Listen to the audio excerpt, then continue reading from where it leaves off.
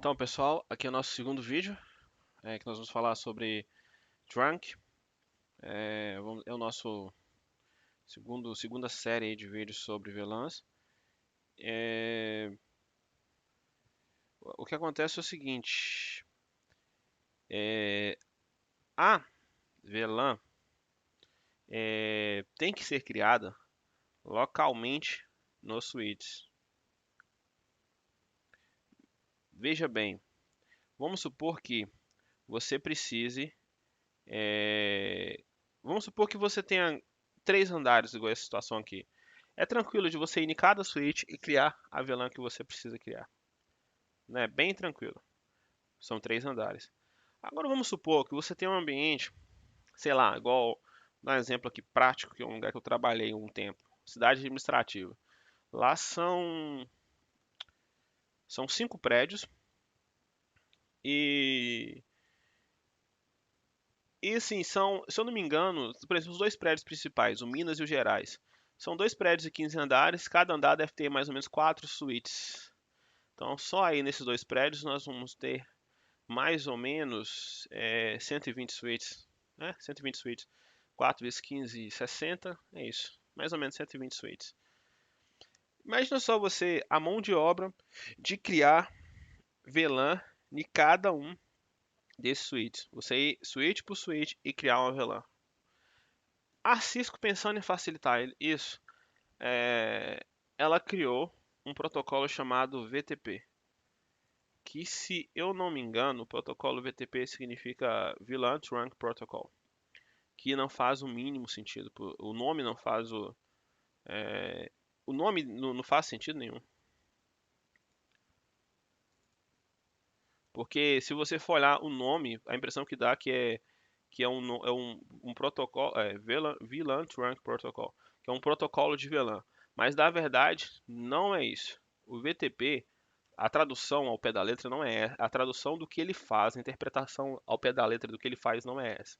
A tradução o nome dele é VTP, que é VLAN Trunk Protocol, mas o que ele faz, na verdade, o que ele faz nada mais, nada menos, é replicar a VLAN de um switch para o outro. O que é que seria feito na prática? Você criaria a VLAN apenas em um switch e os outros equipamentos que estivessem rodando no VTP iriam replicar a VLAN de um switch para o outro, sem a necessidade de você é, criar essa VLAN em todos os switches. Vamos fazer. E aí você, depois que ele replicasse, a única coisa que ele iria fazer era você colocar as VLANs nas portas. Você tem que ir na porta e dizer qual porta você quer em cada VLAN. Mas assim, vamos fazer um caso, por exemplo, nesse switch aqui. A primeira coisa que você vai fazer nesse switch, você vai dar um show VTP, show VTP status. Ele vai te mostrar aqui as informações do VTP, versão do protocolo VTP que está rodando. E uma coisa que eu quero falar é sobre o número de revisão, esse número de revisão aqui.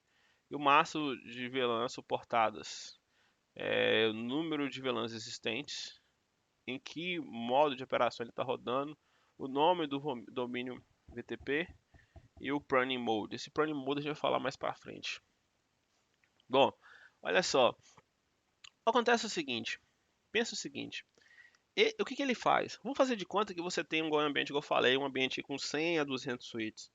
Além de você ter que ir em cada suíte, imagina só, não vai ter 2, 3, 4 VLANs. Pode ser que você tenha aí 100 VLANs, 200 VLANs. Você teria que ir em cada suíte criar as 200 VLANs, se necessário, lógico. Então, assim, é muita mão de obra. O que eu quero falar com você é o seguinte: esse aqui, ó, é o número esse número de revisão. É isso que eu quero falar agora. O número de revisão quer dizer o seguinte: quantas vezes foram feitas alterações de VLAN nesse switch. Nesse caso aqui, um switch novo que saiu da caixa, não foi feita alteração nenhuma. Os switches que estão num domínio VTP, no mesmo domínio, eles precisam estar no mesmo domínio VTP para tocar informação de VLAN. Os switches que estão no mesmo domínio VTP, ele vai pegar do switch que estiver configurado como server com o maior número de revisão as informações de VLAN.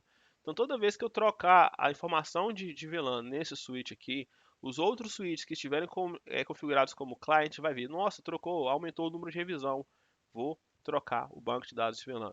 Vamos dar um exemplo, é o seguinte, conft, vamos criar uma VLAN, VLAN 10, VLAN 20, VLAN 30, VLAN 40, VLAN 50, VLAN 60, VLAN 70, VLAN 80, VLAN 90, VLAN 100. Colocando sem nome apenas para vocês poderem ver. Então, Ctrl Z ou End, dou um show VLAN e eu vou ver as VLANs que foram criadas. Criei da VLAN 10 até a VLAN 100. 1, 2, 3, 4, 5, 6, 7, 9, 10. Isso aí. E aí o que vai acontecer? Você dá um show VTP status. Ele está falando que o número de revisão é 10. Se eu alterar, por exemplo, o nome da VLAN, conft VLAN 10 name VLAN um, RH show VTP status. Tá vendo? Mudou aqui o número de revisão. Bom, essa é a primeira informação que você precisa saber. Bom, agora eu quero explicar para vocês o seguinte. O VTP ele tem 3 modos de funcionamento, que é esse tipo, isso aqui, ó, VTP Operate Mode. Ele tem 3 modos de operação. Um modo é o modo client, o modo é o modo server e o modo é o modo transparente. Modo server. O que o modo server faz? Modo server, no modo server, você pode criar as VLANs, alterar as VLANs, apagar as VLANs e ele transfere os dados dele para os outros dispositivos os outros dispositivos da rede que estiverem rodando o VTP. No modo client, ele recebe essas informações de VLAN, passa para outros dispositivos, mas ele não consegue. No modo client, você não consegue alterar as informações de VLAN. Por exemplo, só para exemplificar para vocês, esse switch aqui, ó, ele está no modo server. Se você ver, não vai ter as VLANs, porque o VTP ainda não está configurado, mas ele está no modo server. Então eu consigo criar uma VLAN, tipo conft VLAN 10, criei uma VLAN nele. E mudou aqui o número de revisão. Se eu mudar ele para o modo client, VTP mode client, eu vou, por exemplo, digitar no VLAN 10. Ele não permite, tá vendo? Ele não permite.